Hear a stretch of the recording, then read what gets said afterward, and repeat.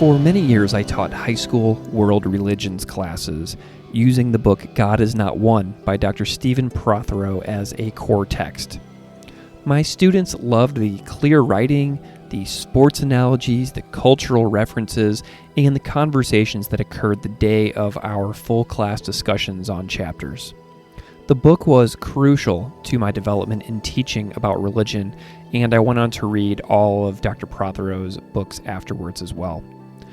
Due to my decade of being a fan of his work, it is a delight to welcome Dr. Stephen Prothero on the podcast to discuss his brand new book, God, the Bestseller, a book about Eugene Exman, a book publisher and editor at Harper Religious Books Department who transformed American religion one book at a time between the 1920s and the 1960s. You can find Stephen Prothero online at stephenprothero.com and on Twitter at @sprothero. You can find me on Twitter at classical_ideas. It is an honor to welcome Dr. Stephen Prothero to the podcast. Thank you so much for listening. Dr. Stephen Prothero, thank you so much for joining me today. Great to be here. Thanks for having me. I am delighted to have you. I'm wondering if you can just spend a moment and introduce yourself to the listeners out there, however you see fit. Sure. I'm a professor of religion at Boston University, and my focus has traditionally been on American religious history, but I also write about comparative religions, religious literacy, religion and politics, those sorts of things. And I mostly write in recent years for general audiences. I tend to write trade books that try to bring some of the things I've learned through my academic work out into broader publics. Awesome. That is something that I connect with a lot. So I have been a religious studies teacher in high schools for a long time at this point, and God Is Not One, one of your other books, is a book that I used with great success many school years in a row with high school seniors. And so you've actually been a really constant sort of presence in my own teaching. And I've used your stuff many times with great success with high school students. So, I mean, the fact that you are like more of like a public facing trade book author at this point in your career is really awesome, because my students in high schools have really connected with your work. So I just wanted to say that right off the bat. That's nice. I've used that book. Yeah, I've used that book many times, and it connects with them. So I love what you're doing. And you've got a brand new book coming out right about now, whenever people are hearing this episode, in March of 2023, called God, the Bestseller. And it chronicles the amazing life of somebody I had never heard of, Eugene Exman, who I love it on the blurb of the book. He is described as a now forgotten, massively influential book editor who shaped the future of American religion. And whenever I emailed you about this a few weeks ago, I told you how shocked I was by this book. And you said that you were also shocked. And I'm wondering if you can just tell me a little bit about who Exman himself is, just kind of the highlights, and then we'll get into your shocking journey through discovering this man's life's work. Yeah, well, so Exman was a farm boy from rural Ohio. He's a Baptist fundamentalist. I was born in 1900, so right at the beginning of the 20th century. And I like to think his life was really organized around an uncanny, maybe mystical experience he had as a teenager when he was riding his horse to a Baptist Bible study. And the horse kind of pulled back and whinnied and stopped up short, and Exman saw God. At least that's how he tells the story many times, maybe a dozen different times in his archive. And I think the rest of his life, he was trying to understand what happened to him that evening by gathering people around him who became his friends, who became his authors, and trying to recreate it, trying to get back to that moment and have it happen again. And through that journey, that drive to understand that moment, he became first a editor at the University of Chicago after having gone to University of Chicago Divinity School. And then he became the book editor in the religion space at Harper in 1929. And he had that job from 1929 to 1965. And during that period, he published hundreds of bestsellers, many of which people in religious studies will have heard of. The most widely read book in religious studies, Houston Smith's The Religions of Man, aka The World's Religions, sold 3.5 million copies or more, still selling copies. And so he published those books, but he also curated all these people around him who, like him, typically had some kind of mystical experience, like him, rejected the idea that mysticism was about worldly withdrawal and thought that it was actually needed to point you in the direction of social reform, social activism, and for almost all of them, pacifism. And he published amazing people. He went to Montgomery, Alabama during the Montgomery bus boycott and convinced Martin Luther King to write his first book, and King wrote his first 3 books with X-Men. He had a hand in the writing of the big book of AA. Bill Wilson, who became his friend, the co-founder of AA, showed him 2 or 3 early chapters of the book. Bill Wilson wanted to sell it to Harper, and X-Men was willing to pay him, but X-Men told him, "Don't give it to me. You're starting a movement. Like, keep it for yourself." Yeah. He published Dorothy Day's Long Loneliness. He published a lot of Buddhists and Hindus. He was very early on in publishing Hindus in the United States.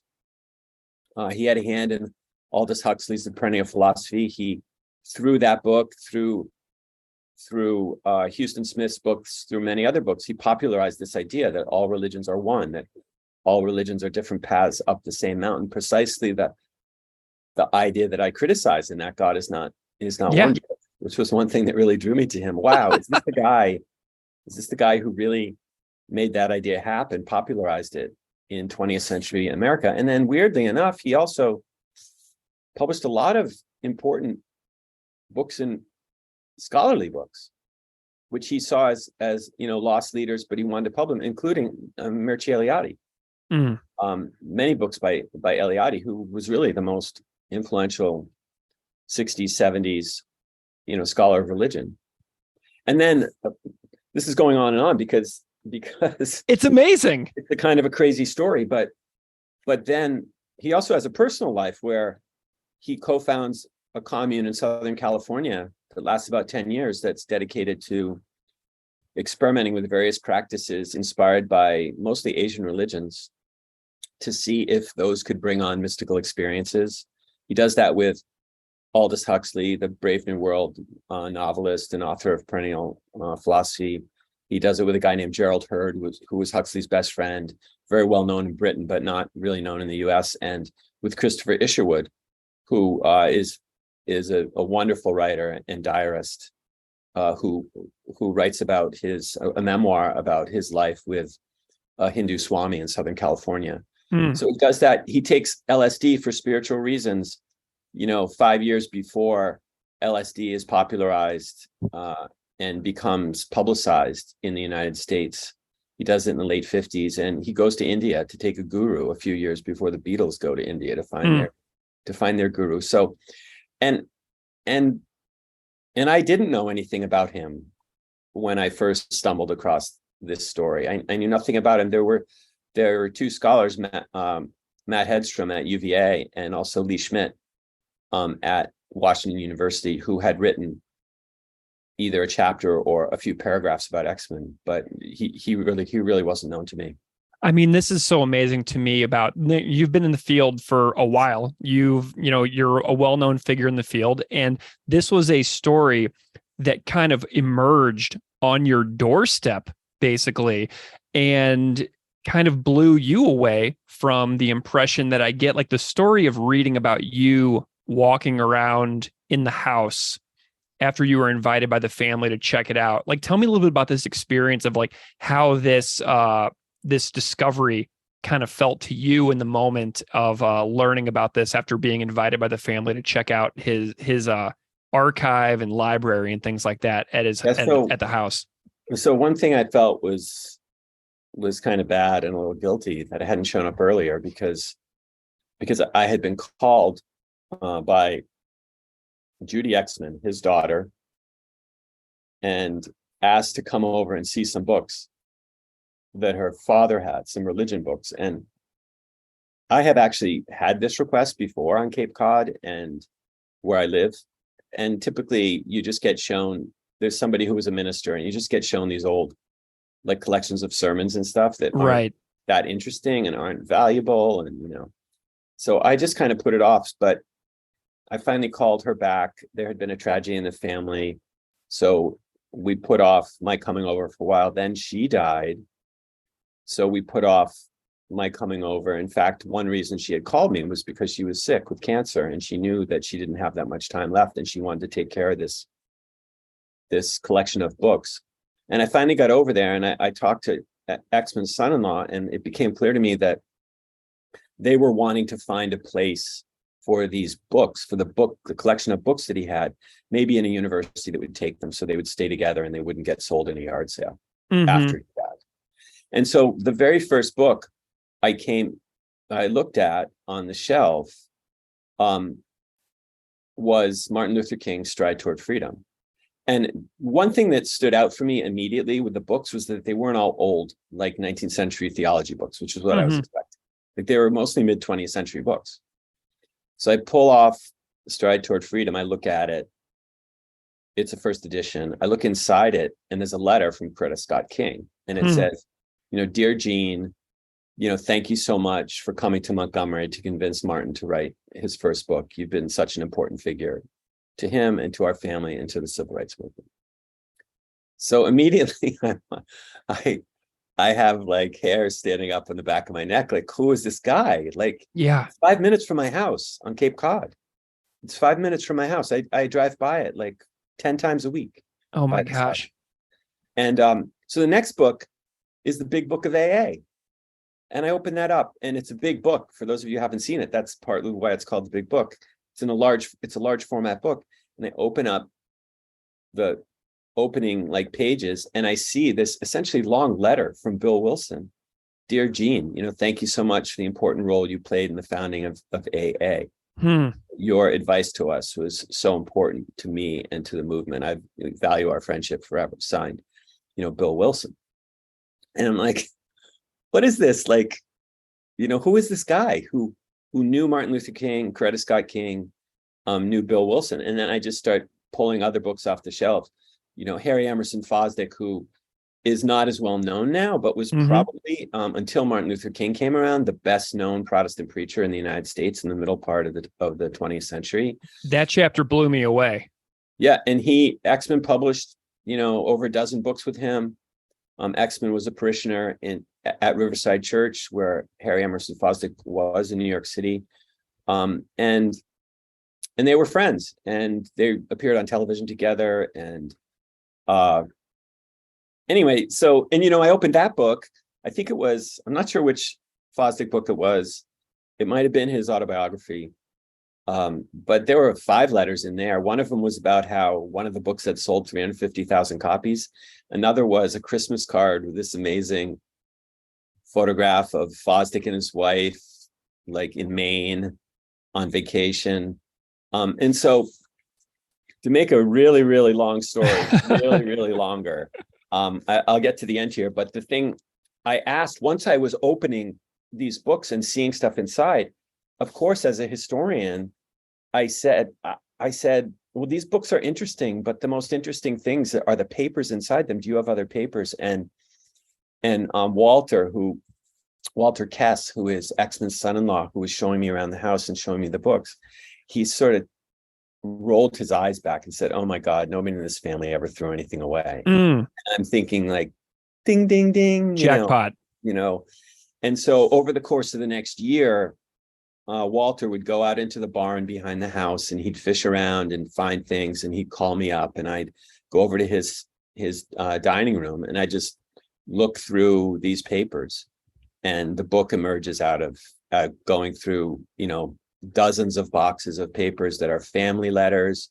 love letters between Exman and his wife when they were first dating, letters between Exman, all his professional correspondence between him and these authors, 100 letters from Aldous Huxley that nobody's ever seen, dozens of letters from Albert Schweitzer, the Nobel Prize winner, letters from Howard Thurman, who was a close friend of the civil rights mentor to Martin Luther King. It was really quite a wonderful discovery and really exciting for me. Amazing. I mean, and then something that really stood out to me too is he worked at the publisher that you currently publish with. Isn't that right? Like there's like a direct link to a lot of like the publisher that you personally have worked with for quite a long time now, and Eugene Exman. Whenever you were kind of discovering this, how did you learn about the connection with Harper? And then what did you do with Harper to kind of like dig into his career? Like, did they have stuff on him that you were able to get from the actual publishing house, like to learn more about this as you were digging in for your own research? Yeah. So after I went to the house, I went home and to Google him, like, who is this guy? I'd never heard of him. And I looked around to see if I could find his papers. And I found that he had deposited papers at Columbia, 32 boxes of books, because he had actually written a 2-volume history of Harper, like an in-house history of Harper Publishing, which went back to the early 19th century. But there weren't any boxes there that looked like the things that were his day-to-day work at Harper. Mm-hmm. And I couldn't find them anywhere else online. And so that's when I really became convinced that they were in the house. But that's also when I learned that he had worked for Harper and Brothers, and then Harper and Row when they changed names, and that he had been the religion books editor there. And then I just knew that was the precursor to what became in the 70s, Harper San Francisco, and then what became in the 2000s, like 2006, I think, became Harper One, which I had published, by that time, like half a dozen books or something for Harper One as my publisher. So I was thinking, this is my like great grandfather, like publisher.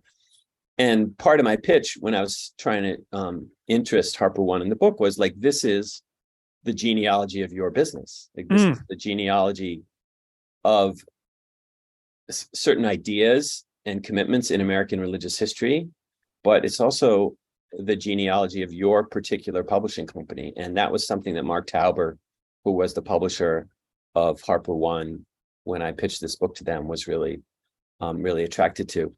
And so there were some interesting, weird connections. Like, I'm not really a superstitious person or a person who believes in fate or providence or anything, but I really did think it was weird that that I was sort of handed this archive that was for my, publishing company, but also really was the genealogy of this idea of perennial philosophy, which I had attacked in my own work. And here was the guy who kind of curated all these people, brought them together, publishing these books, saying, hey, look, let's not fight about religions. The world's religions are basically the same. And religion is essentially about feeling and experience. And you can have the experience of God inside any religious tradition. I love that you're the person that wrote this book because of the critique of like the religions are not the same path, different paths up the same mountain. I just love that this is something that you were like talking about in a book like 10 years ago. And now you get to revisit the entire origin of that idea. Like, it's really just a bizarre full circle for a career path. You know what I mean? Does that make sense? Yeah. And I had said in my prior critique that, listen, I understand why for social and political reasons, you might want to pretend that the religions are the same. Right. But if you want to do it as a religious studies person, where you're taking seriously the things people believe and do inside their religions, well, then it's really difficult to say that, Muslims are doing the same thing as Christians, and there really isn't any difference between a religious person who believes in many gods and one who believes in one. And So, so I did say that I really was doing a religious studies kind of critique, and I could understand the social benefits of such an argument. But, as I went through this archive, I also saw the genesis of that, and what it was responding to, and how responsive it was to the combo, the 1-2 punch of World War I and World War II, and the search for meaning that was launched, especially amidst World War II and awareness of the Holocaust and things like that. And that this idea that still is resonant throughout American culture for many people in terms of religion, that the religions are basically the same, and that religion is really about experience and not about doctrine or rituals. Mm-hmm. That has a real social power, continues to have in the United States, and I think it's worth knowing where it came from. Yeah. I know that you worked on the site for a long time doing research, and a lot of people who listen to this show are historians and scholars, and they will know the tremendous amount of work that it takes to dig through like an archive of this size and pull out the things that you really want to use. But a lot of listeners of this show won't have any idea what it took for you to go through this material. I'm wondering what you can talk about, what that process was like of finding the stuff that you wanted to use and then pulling the story together. Like, what is that journey like for you as the researcher? Yeah. It's hard because there's so many parts of the story that get left on the cutting room floor, like so many figures. I mean, I decided early on, I got some advice from Paul Eli, who now teaches at Georgetown, but was the editor for one of my book called American Jesus when he was working at Ferris, Strauss and Giroux, and he and I are friends. And I talked to him early on with this, and he had thought it might make sense to sort of do X-Men with an author and with a book for each chapter.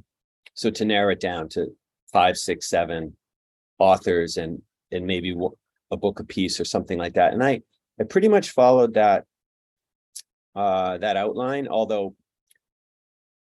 there's typically more than one book that's featured in any given chapter, and the book sort of stands in for a broader a broader topic. So, Dorothy Day, The Long Loneliness, autobiography, American Catholicism. How does this white liberal guy figure out he should publish Catholics, and how does he deal with his own anti-Catholic bias as he's doing that? And so that became a kind of cutting principle, but there's so many people, interesting people and interesting stories that just didn't make their way into the book.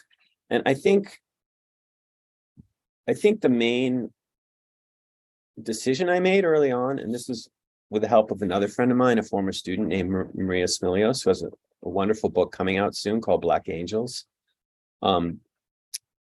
She and I were talking about the book, and I said, I don't know how interesting this guy is himself. I think what's really interesting about him is, and it was like halfway through the archive then, I said, what's interesting about him is just his connections with other people. It's kind of amazing. And the books that he published. And she said, well, let me be the judge of that. Tell me about him. And so I said, well, so he grew up fundamentalist. And then, when he was 17, he has this mystical experience. And she's like, what? Like, what do you mean? What mystical experience? Yeah. Then I start to tell her, and she says, that's fascinating. Like, what did he do after that? And I said, well, I guess he kind of spent the whole rest of his life trying to figure it out. And she said, I love it. That's great. And then she said, well, did he get what he wanted? And then I told her I don't necessarily have to tell everybody now about, what happens at the end. But anyway, that really provided for me the organizing principle that this is a biography. Like, this is a story about a person who really wants something and struggles through his whole life to get it, and involves a lot of other people in that process. So that also helped me decide what wouldn't be there. Mm-hmm. But there were, he published evangelical books that did really, really well in the 60s that he didn't really want to publish, but he sort of kept getting forced by other people in his department to publish. And then the more they sold, the more he had to publish them. And so that was interesting. I didn't write about that in the book. All the books he published in religious studies, I really didn't write about them. I hope maybe someday I'll do an article on that, because it's really interesting. And he published them as kind of lost leaders that were paid for by the best-selling books that he published. So those were gone. But I guess the short answer is it was kind of agonizing. There's so many interesting threads each letter presented that I could go, and I just had to decide on a small group of 6 or 7 people that I would focus on, and that's what I did. You know who I do want to know about is the legacy and life of Marguerite Bro, another figure, kind of like an X-Men almost, like a forgotten figure, somebody I had never heard of, but who seems extremely important. And I'm wondering if you can just say what you feel that everyone interested in religion, in the field of religion, should know about Marguerite Bro, her life, her work, relationship with X-Men, anything that you feel is really important for people to know. Yeah. So first of all, there's more letters between X-Men and Bro than anyone in the archive. There may be 1,000 letters. Wow. Between the two of them. I didn't count them, but it's probably close to that. They met pretty early on in X-Men's career. She had been a missionary to China. She was Disciples of Christ, so mainline Protestant. And she and her husband wanted to continue that, but they had to come home to do fundraising. Then there became problems in China. They ended up having to stay. And her husband mostly worked in education. He sort of flitted around to different jobs, but she cultivated basically a kind of a gig economy career so many years before we really had a gig economy. She was a freelance editor. She was a freelance writer. She wrote all kinds of books. She wrote kids' books. She wrote young adult books. She wrote a novel that's still in print. She wrote social science kinds of books. She wrote a book about Indonesia, and she wrote a lot of books about religion, books about the Bible, things like that. But as she gets connected with X-Men, and they connect through this medium who is becoming very popular in the 1940s, and she is writing a story about him for, I think, Christianity Today. I think she's doing an evangelical magazine, like she's doing a book review. It may not be Christianity Today. I'm forgetting where it was, but she's doing a book review. And she writes X-Men, and she says, there might be a book here for you, essentially about mediumship, about spiritualism, and like whether you can channel the spirits of the dead. And so they become friendly through that. And she ends up working for him. She ends up working as a freelance editor, a freelance book fixer, a book proposal reviewer, a book manuscript reviewer, and a ghostwriter. And for me, I felt she was a great introduction to all these women in publishing in the middle of the 20th century, where American publishing was really a lot like Mad Men, advertising. Yeah. A bunch of like white guys with suits who were having expensive lunches, and then they would publish these books. But who's doing the work? So much of the work being done in the religious books department with X-Men was by women like her, like Marguerite Bro. But she also plays a really important role in his own life, pushing him toward a broader range of books, like toward what the UC Santa Barbara historian of religion, Catherine Albanese, refers to as metaphysical religion, like toward the parapsychological, toward mediumship, toward reincarnation, these kinds of things that she is very interested in and believes in. And so does X-Men, by the way. But X-Men's he's also a bottom line guy. Like, he's got to make money for the company. And he also doesn't want to seem that weird, like, to his friends. So he can kind of go a little bit there, but he can't ever go as far as Marguerite, wants to push him. And as I understand their story, it really is a love story. I mean, they love each other. It's unclear exactly what happens physically or doesn't happen physically between them. And I try to investigate that as best as I can, both through interviews with Exman's son Wally and also through the letters that I have. But they had a period where they really wanted to leave New York and go out west and start their own publishing company. And Exman is just kind of anguished about this for a variety of reasons. And he can never really decide to do it. But she was a really good writer. Her letters are beautiful. And when I gave my first paper about this project to some colleagues of mine at Boston University, they said, you need to write a book about Marguerite Brault. She's fascinating. And she really, really is. And she took a much larger role in the book than she did originally because of prompting of people in my department. I love that. Well, I was I read that chapter without interruption on an airplane from New Orleans to North Carolina, back to Buffalo, a couple weeks ago during my midwinter getaway from the cold. And my attention was wrapped on that chapter. So when the book comes into people's attention in the coming days, I really hope that people will pay really close attention to that story, because I loved that chapter so much. And one thing, just to jump back in, one thing that really got me was she was working on a book on an experiential introduction to the world's religions, because she had traveled all over the world. It's like the Smith book. Yeah. It was basically, she outlined and pitched and sold Houston Smith's book to Harper before Houston Smith published the Religions of Man, the world's religions. And she could never get it done because she was just too busy. Like, she had too much work from Exman. She had kids. She had a husband. Her husband was often a college president, and she was playing the sort of, she called it the first lady at the college, where she had to do all this unpaid labor to, put on events and host people. And she has these really funny letters about, these uninteresting people who would, walk into her kitchen she had to talk with, that she really wanted to be talking with philosophers and stuff. So anyway, what's so crazy about that is, like, on a slightly alternative timeline, Houston Smith isn't the name that we'd be talking about in the field. You know what I mean? It'd be Marguerite Brault. If, like, a slightly different couple of events had happened, that would be the name. That's right. Amazing. I know that Exman worked on an autobiography, which never really came out. What is the status of that? What are those drafts like for his autobiography that he never actually finished? Yeah, so there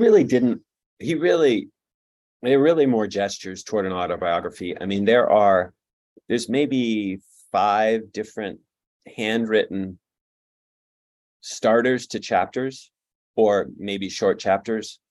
He has one called Deans of My Life, where he starts off at the University of Chicago with Dean Shaler Matthews, who was a really important figure in liberal Protestantism in the mid 20th century. And he then talks about these other people who sort of played roles that were similar to Dean's in his life. He has one about his trip to India, where he takes the guru. He has one about his trip to Africa, where he goes to meet Albert Schweitzer and becomes, somebody jokes and says he's Schweitzer's unofficial agent in the United States, like popularizing Schweitzer in the US by writing magazine articles, by giving speeches, maybe 100 of them that Exman gave on Schweitzer. He was really enamored of Albert Schweitzer, who was this famed Bible scholar, famed organist, who left it all behind in Europe and went to West Africa in order to set up a hospital to help local people and give them health care. Yeah, so the unfinished autobiography really is more these gestures toward an autobiography with various chapters on Schweitzer, on early influences at the University of Chicago, on his trip to India, where he took a guru, and they aren't really fully fleshed out, and he never finished it. And actually, Marguerite Brault was pushing him at the end of his life Write that book. That's way more interesting than these books you're writing about Harper. Like, Mm. why are you writing about Harper? I know your bosses will love that, but your story is much more interesting. And she sort of outlines a lot of the themes that end up being some of the themes in the book. You know, your the wonderful people you publish, the idiotic people you publish that I had to make look good, me, Marguerite Bro, by Yeah. rewriting the whole thing or ghostwriting every single word in the book for them. And that would be a good book, and also talk about your own experiences and the things that happened to you and how you were influenced by these people who you came across. I love this. Do you have any favorite moments that really stand out to you, that like are core memories for you while you were doing the research or the writing, like just things that really stand out that bring you a lot of joy looking back on the entire 10-year process of this book? Well, first of all, I love doing archival work, and I haven't done much of it in the last decade of my career. Like I've really been writing more synthetic projects where I rely more on other people's scholarship, and I try to come up with arguments that are related to them but aren't really based in archival work or ethnographic work. They're more based in secondary sources. And but part of what got me into doing history and religious studies was I loved archives. I used to collect sports memorabilia. I used to buy and sell sports memorabilia. And when someone would come to me at some show and they'd be like, I have a bunch of old football programs, I would be like, I can't wait to see them. What's in there? And I would love the smell of the old stuff and it was just fun. And so for me, going through this archive was just great.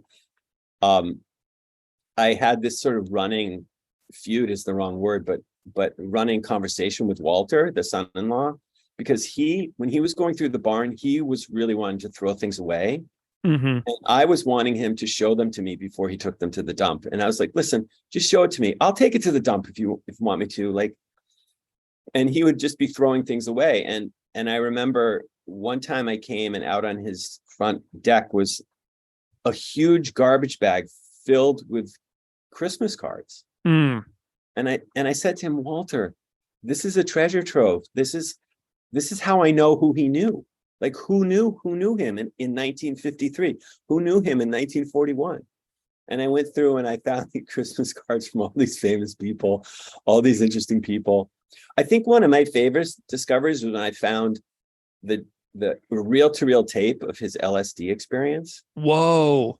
And I knew by then that he had been involved in this early LSD research. Yeah. But I had no idea that there was a tape. And so we found that tape. And then later, one of the last things that we found was the second tape, because he had two experiences. And I went back to Walter. This was just a couple months before I submitted the book. And I said, I think there's a second tape.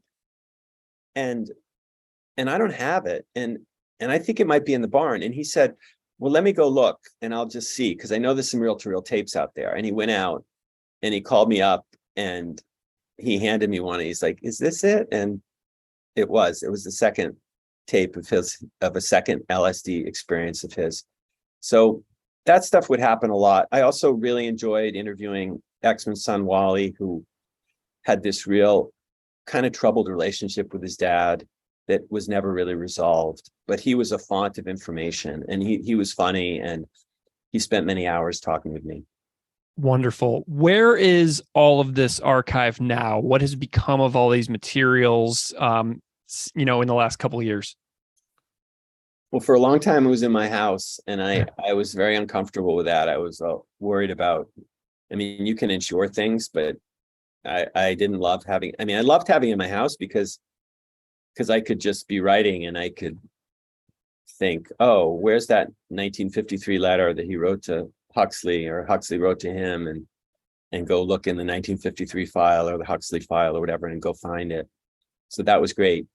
But it's at Middlebury College. Lori Patton, who is the president of Middlebury College, is also a religious studies scholar. I've known her since I used to teach back in the 90s at Georgia State University in Atlanta, and she was at Emory. And I told her about this archive. Exman got an honorary degree at Middlebury in the 50s. So he has a connection there, and his granddaughter, Catherine Kess Christensen, went there, graduated from Middlebury. So there's a family connection, and President Patton was really interested in bringing the archive to I believe it's a new religion and literature center that they're going to be establishing there. So it's there. And his books are there too. They took his books and they took his papers. And so, yeah, hopefully fairly soon, they'll be available to scholars and others to look through. Wonderful. Well, like I said at the beginning of this conversation, I was completely shocked because when this book arrived in the mail and I figured out what it was about, I was like, oh man, okay, this will be fine. But like the way that you tell the story and the way that your own like mind-blowing experience of realizing what you had, and then the way that you're able to portray the life of this person that has been basically completely forgotten by the field, I was stunned. And I think this book is wonderful. I blew through it and I completely was surprised that I did. So your book completely shocked me in the most pleasant of ways. And I really hope that people out there who get a chance to check it out will, because I know that they'll love it as well. And I'm wondering if you can just, give us a little send off here about like where people can find you if they want to follow along with your work, or where they can, find more information. Yeah. So I'm on Twitter a little bit, Prothero, Prothero, on Twitter. I'm also on Facebook. And the book should be available middle of March at your local bookstore, which is a great place to get it if you want. And yeah. Well, Dr. Stephen Prothero, I have absolutely loved using your work in my own teaching for the last 10 years. And I've read all your books, and this is the first time I've ever had a chance to really talk to you live one-on-one. So this has been a real thrill for me.